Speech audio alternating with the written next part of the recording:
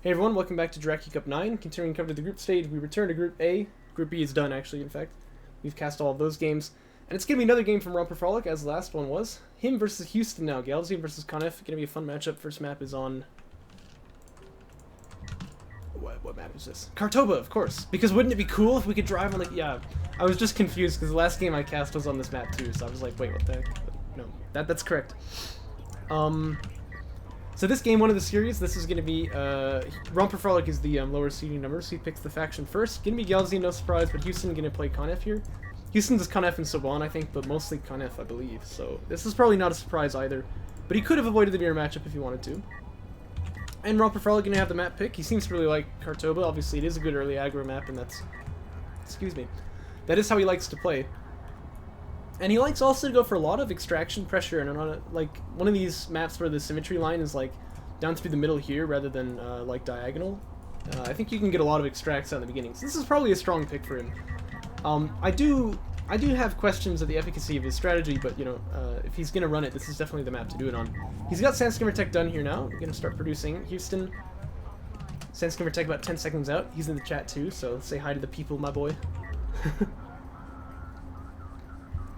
Conef versus Galzian, always kind of a fun matchup here. I wonder if Houston is going to go for some Blast Drone shenanigans. This is something that Conef has that's just really fun. And Blast Drone's really a very slept-on unit as well, because it's not like you can't build them in the late game. You know, they'll always be there, so just building Blast Drones, even in like late game stages, I think is really, really powerful. Not enough people do that. Bit of over-queuing here. He could actually go for second PC right now if he wanted to. Otherwise, he has the money, I think, to pick in one of these techs if he wants it, but... maybe he wants to just go for rails, though, in which case, like, this is okay, but you do hate to see a lot of units queued up like that, so... Blast Drones take away from skim numbers. Yeah, that is actually true. The most relevant thing, actually, I think, is that they have, like, fleet capacity problems. Because, obviously, the Blast Drones, I think in Vanilla, didn't take any fleet cap at all, but they take 2 in Jaraci, so... But I mean more like in a late game scenario, right? Because, obviously, early game, Blast Drones are a choice you can make, but you don't have to, because they can, indeed, fall flat. But late game, like, you still have base runners, you know. Blast Drones are really, really powerful, because if your opponent ever leaves a hole in his defenses, just slip in, bombing the eco, right? So, Blast Drones, really, really powerful unit. But we'll have to see. Certainly no player is under obligation to use them, so... Here comes the first Conef carrier missile of the game. Lands pretty squarely on the PC, actually, but it's not going to be a huge amount of damage. And you still must be careful driving by the wreck there, obviously. If you've played Galzian, you know, if your units drive past the wreck, they can't choose their orientation, they get rotated by it, and then they can't shoot. So, we call that wreck blocking. Looks like there was actually a little scuffle over this artifact here, and it is going to be Houston who manages to grab it, but he is going to be chased down by these skims from Rompafrolic, so... And Rompafrolic, by the way, goes to ref mode, actually. So a bit of a surprise here. This is not usually how he plays this, but he's going to back up and go into eco. Seeks to hunt down this PC here, which he probably will do. Now, if his PC can stay out of the vision of this Conef player, that'd be really big for him here. Oh.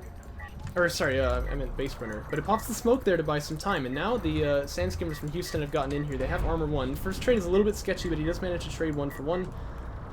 And now he does actually have the numbers as well. It's 6-5. He's got that armor tech, so he should win this. Rompafrolic knows he's going to back away. This base runner here just like, well, I'll just go to the extraction zone. I don't know, Rompa. I don't think you'll make it out with that one. But Houston, you know, thinking similar things here. And I think he really can fight this, so he's going to want to come over here and try to defend this base runner. But it looks like he's just going to forfeit it, so... Both players going to deny that from each other, but I really think Houston could have gotten this one out and denied that from his opponent without too much difficulty, so... Good pick there by Rompafrolic, you would say, and he does choose to tech into a Soul Chip Fab now after that. Scanner dropped down here by the base runner from Rompafrolic just to get a little bit of vision before he dies, but it is denied by Sandskimmer. However, he sees PC is here, no salvagers on that base. Looks like it's not going to be eco from Houston, so Rompafrolic will be happy to know about that. Ref mode is done now. Looks like he's going to flip though, so bring that PC back to the main base. Carrier moves out to the second. Hurts him more than it hurts me. Yeah, but I think that you can get away with both, you know. If you can have your cake and eat it too, might as well, right? Yes, I know that's not how it works. Armor's starting to be tech now by Rompafrolic, by the way. He does love those Sandskimmer techs, you know that about him. But he still doesn't have the numbers here, and Houston has currently the upgrade lead, so this is going to be a bad fight for him. For Rompa, that is. But when that second PC pops for Rompafrolic, he'll be able to build at least a bit more. He does have the frontline production in that sense, because he's here on his base, right? But again, what's he doing with this PC move out here? This is something I always see in Rompa's games. He does these really weird, like, base management moves that lose him a lot of money. I mean, this is really quite significant, so... Houston, though, I did catch this, does have a second PC produced as well. And he's got rail tech also. Rompafrolic having the assault chip tech does feel a tad awkward here. Oh, what is he... Just leave this guy... Oh, no. He's losing a lot of money like this. This is really quite bad. He's on 0 base right now. So, okay, there we go. He's gonna move back and get that set up. Oh, it bothers me. Large number of skims here for Houston, though. And, like, Rompafrolic does have the eco advantage, right? So eventually he'll have more money, but the question is, what does that really matter if Houston can take the trades better? And look at that. That sand skimmer just melts away, right? Heavy railgun up here on the high ground as well, dumping in some really relevant damage onto this carrier. One skim didn't get the memo. Runs off into the back line and dies there, but that's okay. Looks like the heavy rail probably gets chased down here, though. Yeah, he does have the speed advantage of this carrier, but just barely. He could maybe play around the dune, though, but it looks like actually he's out of range of the missiles, so he may well live here. And I think Houston, he's got a huge strikeout superiority. Probably just needs to keep building more heavy rails. Uh-oh, this one is going to go down. It lives, but the skims are going to chase it down. He's really got to be aware that that heavy rail is really vulnerable right now. However, okay, look at this. This is really smart play by Houston because the carrier for Rompafrolic moves out across this side, and Houston sweeps in here, takes out a free salvager, comes back, and he can still trade well with these skims because he has the numbers clearly, right? This is really, really good play by Houston, although he wants to have that assault railgun up in the hood as well. It does a lot of damage over time in these fights. It's like free damage. It's not even really at risk at all, so really valuable to have that unit up there in the front line. And now it's the classic rail rush game in a way, actually, where Houston, is way out of position and might lose everything. I didn't see this coming. Rompafrolic backs away from that. No, you gotta take that. That was a really big window there for Rompafrolic to get something done. Houston leaving his sand skimmers in really bad position. But what I was gonna say is this is kind of the classic scenario of trying to keep the carrier in vision without losing units to it, basically, and that's kind of the big micro battle for the rail rushing player here. This is not the typical rail rush. It started in a bit of an odd fashion with sand skimmer scuffles in the beginning, and that's kind of the game state that we've reached now. Houston with 2 heavy rail guns, it looks like.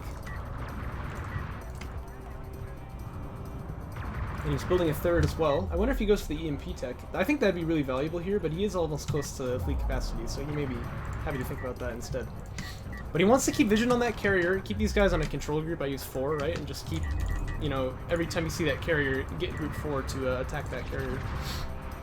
Because every time you see it, you know, you have a window to do damage here like this. And eventually that Galzian carrier just cannot sustain this damage, and that hit point pool will run out, and that's the game.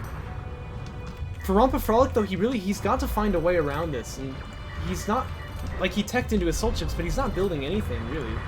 He's just kind of driving the carrier up here, and eventually he loses that game. Yeah, and there it is. You know, he's got to find some way to get around the rail rush here, right? Go for flanks with the skims. He had that opportunity, like I said. Go for some kind of a tech. You know, I mean, he can build the assault chips. It's not great, but he can tech to rails at least. He can do something, but just kind of sat there and took it, really, and, you know, he can only take it for so long. He does have the eco lead, right? And I know what he's thinking. I mean, if this game state continues, I should have more money, but it's not really true because he will lose that carrier eventually. So Houston managing to pull that off does win the game. And I see what he means now about the base runner being, like, more valuable for Rompafrolic. In a sense, he's actually right, because obviously, like, how do I say? He needs the carrier power, right, to, like, have some more sustain with, like, the heal and have, like, movement and range on the weapons and stuff. So it is true that base runner is very impactful. So it was good of Houston to deny that, even though he could have gotten his own out as well. Very nicely played, though, for game 1 for Houston. And game 2 is going to be on the Shallows, it looks like. Looks like we have the same faction picks, though. Notice, though, that Houston does pick first this time. Has the option to go sub 1 if he wants to, but he picks Conef instead. Rompafrolic picks Galzian. And Houston has the map pick this time. He's going to take the Shallows. This is the new Shallows, of course. Used to spawn here and here, but now we spawn in these positions. And there's been some talk about flipping the extraction zones as well. As I pause to take a sip on my drink. Little homage to the OG there. It looks like this game here going to be a little bit of macro from Houston. He does charge up the missiles. I always love to see that.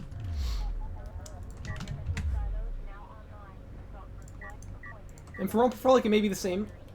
No sand skimmer tech starter for either one of these players.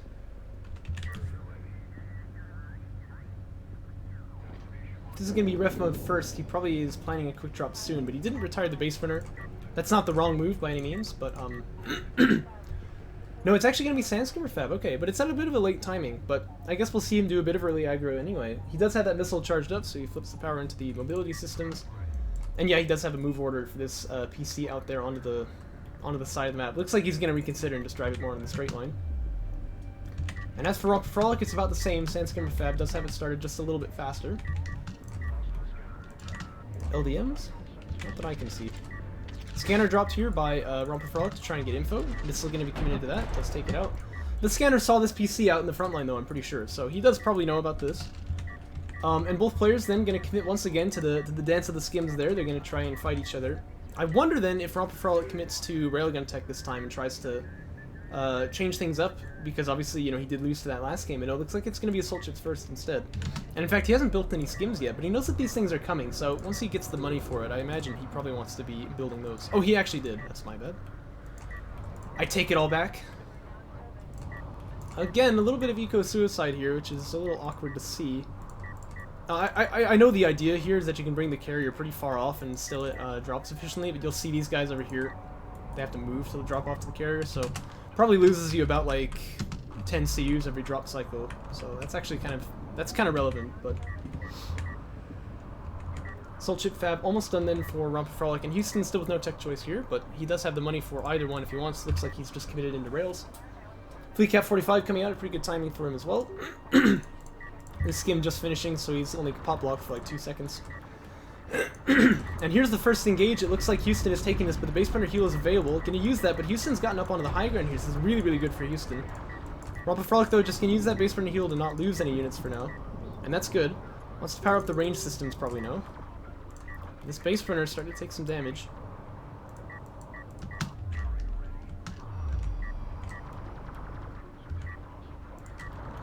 Skims here are going to commit into the PC, but this is really, really risky because they risk being trapped over here on the side. Yeah, he sees it. He really wants to back away from this. Remember, as well, the Conef have that mobility support system, so they are somewhat faster. And as it's a percentage speed increase, it's actually really noticeable with the... it's really noticeable with skims, which are just fast units. But I see what he was doing now. The assault ship has just popped out, so he's kind of planning on bringing that out and muscling it right into the front line here. Assault ship trading against these skims somewhat poorly, though. As you can see, it did lose all of the skims that were guarding it there, so it's got nothing to tank for it. So the skims are able to take it out there. Rompafrolic will be able to sustain this trade, and Houston can't. But railgun tech is done here. Oh, and the first assault rail actually has come out onto the field as well. He wants to bring the skims up here, then he wants to trade with everything he's got right now, because that assault ship does have the DPS advantage. Oh, gosh. A little spot of high ground there, gonna go a long way. And it looks like they kill each other. The suspense continues here, but that assault railgun is dead here, and Houston only has skims up on this front line. But Rompa's got to be so careful with this assault ship, though. Bring that guy with the base runner. Let him heal him. Okay, yeah, he is going to do that. Gets the high ground as well. Oh boy, it's total. It's total. What am I trying to say? It's a very knife edge type of thing to play the Galzian early game, I guess is what I'm trying to get at. Very, very stressful for both sides here. One thing that would have gone a long way for Rompa is if he gets this armor unit defense as one, but I think he's definitely able to sustain this now, right? Now, this is not Conef, so these assault ships can't chase down this PC, so I think that Houston will at least survive here, but he definitely can't rush anymore, right? He's got to sort of go back on the eco, I think. I mean, I think ref mode would be the call here. Oh my, he doesn't lose this PC, does he? Ooh.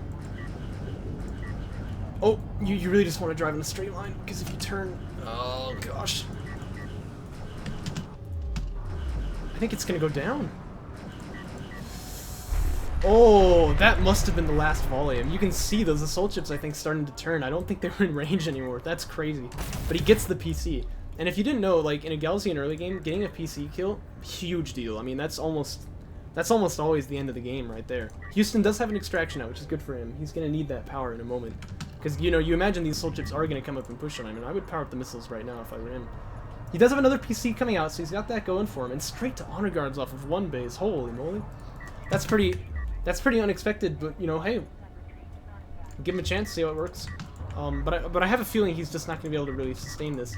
What he needs right now is railguns, and he needs them badly, and he's got to power up the missiles here as well. Okay, yeah, whoa, he queued up a lot of assault railguns. Oh, he canceled honor guard fab for that, okay.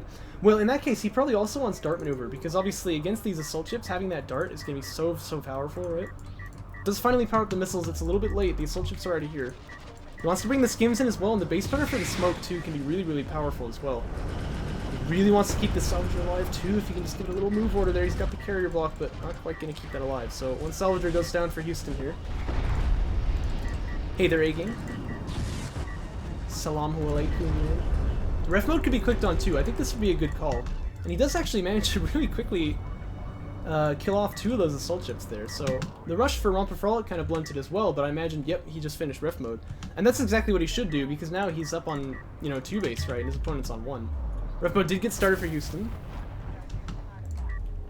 Extraction comes out for Rompafrolic.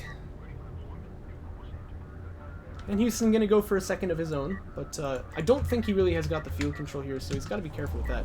Interceptor fab coming out at a very early timing for Rompa, by the way. I would like to see a second PC instead, but he can probably make this work. If he queues up a... Oh, he just spent a bunch of money. If he queues up a PC now, it'd be good. Oh, he canceled. Is he looking for it? They cost 5 fleet cap. He's got the fleet capacity for it. Hey, there we go. He does queue up a production cruiser there off of his carrier. Oh shoot, I'm looking at Houston's fleet capacity. I always make that mistake. That's good, because getting 2 PC is really what you need, especially in like in any kind of GVG scenario to outdo like the skim numbers. Rompafrolic, like, make no mistake, by killing that PC, he has like a huge lead, right? If he doesn't go second PC on time though, he kind of throws the lead a little bit. He loses a lot of that value there.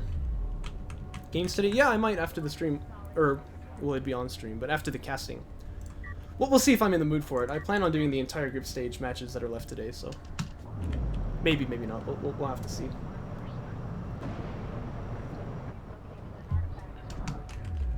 I'm still on a high from yesterday.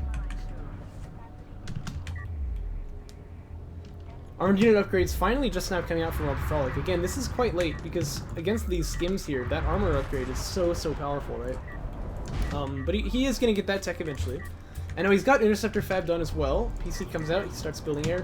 What he needs though is either a lot of AS or a lot of skims or both, right? So he's got to be building from these PCs, I think, constantly here. And bringing the carrier out here to help hold his second base, I think would be a good idea, because he could get besieged here by these skims. Oh, that's a good idea, again. Yeah, sure, why not? This is the second game of this series, so I'll be with you in a moment, I suppose.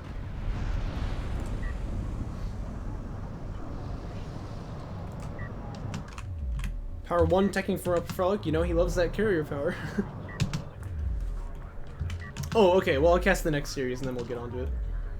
Meanwhile, it looks like second PC, well, third technically, he did lose 1, but you know what I mean. It's coming out from Houston just now. So again, Rompafrolic having 2 PC here, he can really get ahead on the skimmer counts there. He does have enough of a float to sustain this, but just queuing up like a bunch of interceptors from the carrier, he's not really interested in like getting the skimmer superiority here. To be fair though, he's got a lot of RUs, so it's not like he needs a skim face to balance his checkbook here, but.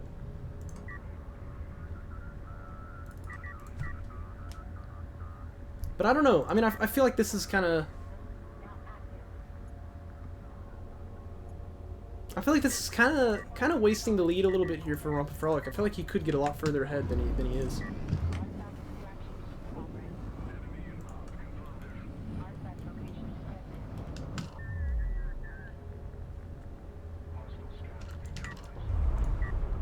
Scanner there, just deployed on the flank position, is going to be denied here. Celtics start trying to make a foray out into the middle of the field. Again, Rompafrolic not seemingly interested at all in his third base, but neither is Houston. They're both going to sort of engage on each other.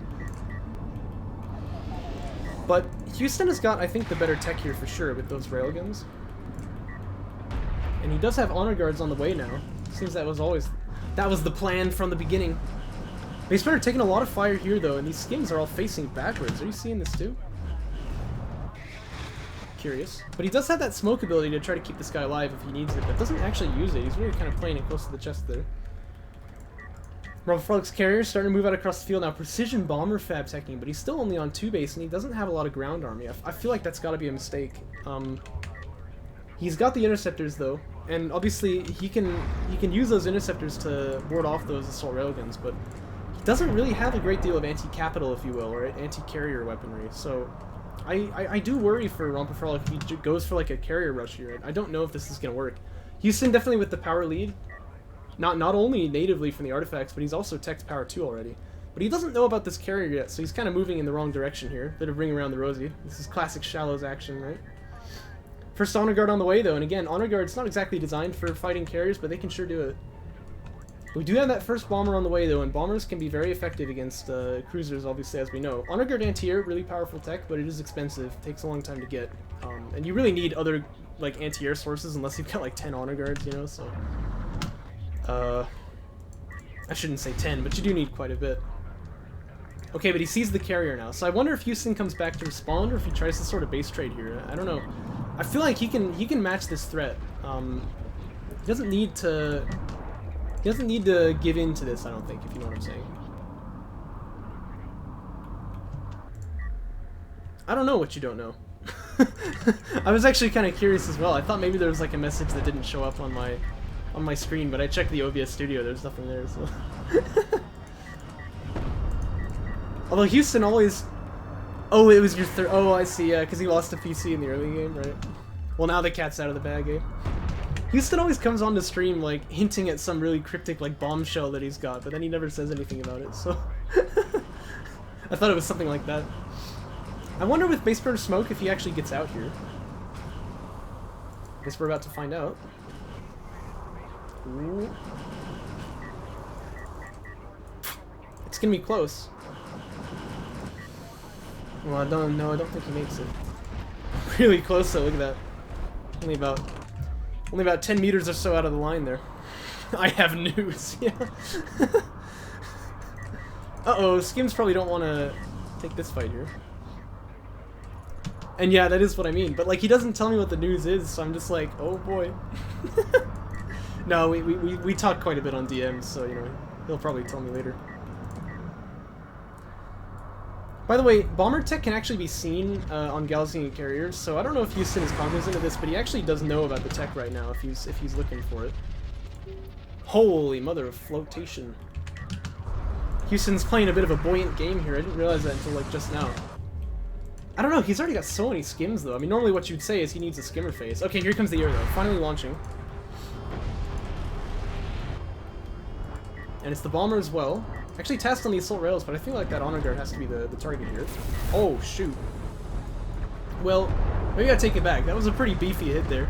Kills 3 assault rails right off the bat there. Honor guard over here is going to do fine, taking care of the flank here with the assault chips as well as the railguns in that position, but air is going to clean out everything on that other side of the map. And actually quite a few skims did go out as well.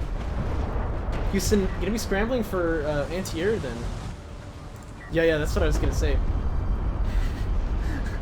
Buoyant gamer.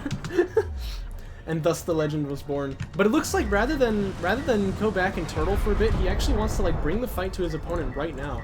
That's kind of a risky move because obviously like that air doesn't just go away. It has a bit of time that it's got to recharge, but oh, and look at that, Rompa has already got the recharge upgrade as well on these interceptors. So one of those bombers is ready to launch again already.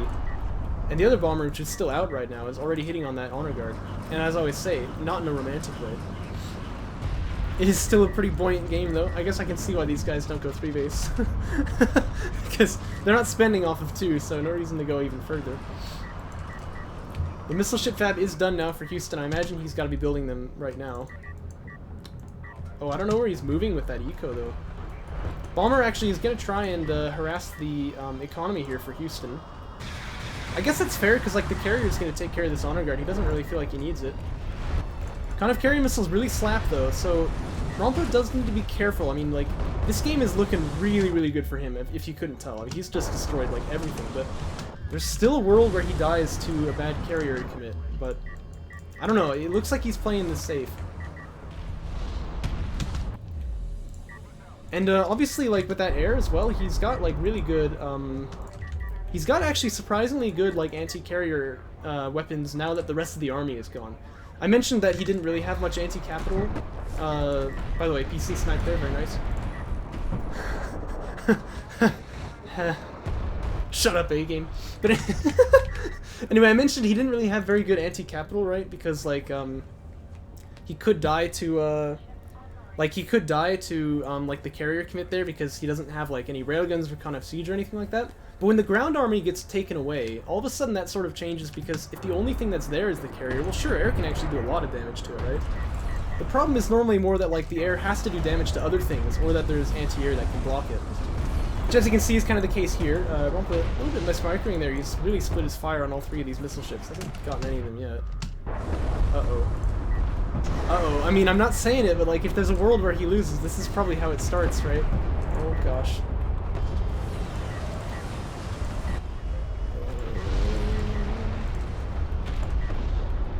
Uh-oh. Actually, yeah, I was really curious about that. I want to test out the new interceptors. But look at this, all of the air units except for one bomber are dead now. Oh gosh. I mean, these are equally powered carriers. Like, I don't know. I don't know who that would favor in this case because Houston has got railfab, but he doesn't have any money for it. So this is gonna get really sticky. I do like the missile ship barrage there before it dies, just try and get a bit of damage on that carrier. But the missile ship's dead now, so another one being produced by Houston. I mean, he's really kind of got to, right? I guess that is a fair play. Oh boy. I feel like Rompa's got this, but he's got the money to tech power 3. I'd really like to see him do that as well. He's making me a bit nervous. This kind of carrier, it does kind of slap, and Rompafrolic does not have any power in the weapons right now except for just one, so he's really losing this trade in the moment. But he's got the bombers. He's got 3 of them right now. Oh gosh, but he's down to half already. Really bad allocation of power here. And why is he not launching the bombers? Okay, there we go. Bombers finally launching. Now he really needs to target this missile ship first.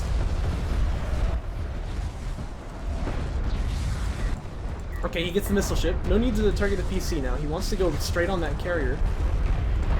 Oh gosh. Ugh. Rompafrolic is low though.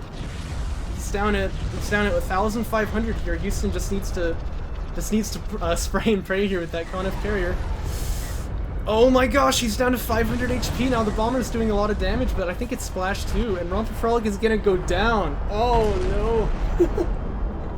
From a game that he had totally in the bag. Oh, that's terrible. Don't mean to give away any spoilers for anything, but that's a very relatable feeling. Oh no, and Houston gonna be counting his lucky stars he won that one, but golly. I mean, hey, you know, he did play it right for what it's worth. Sure, he got a bit lucky there, but you know, he earned it in a way. The 18+ carrier battle. Yes. It's so bad because like the Con F carrier has like these like it looks like arms. I'm not gonna get into it, but oh ay. What a freaking series! But it's Houston taking a 2-0 against Rompafrolic, and he'll be quite happy with that. AK doesn't like that. I don't think any of us like that. Ay. Well, what a freaking series. Thanks for tuning in, guys. Let's move on to the next one.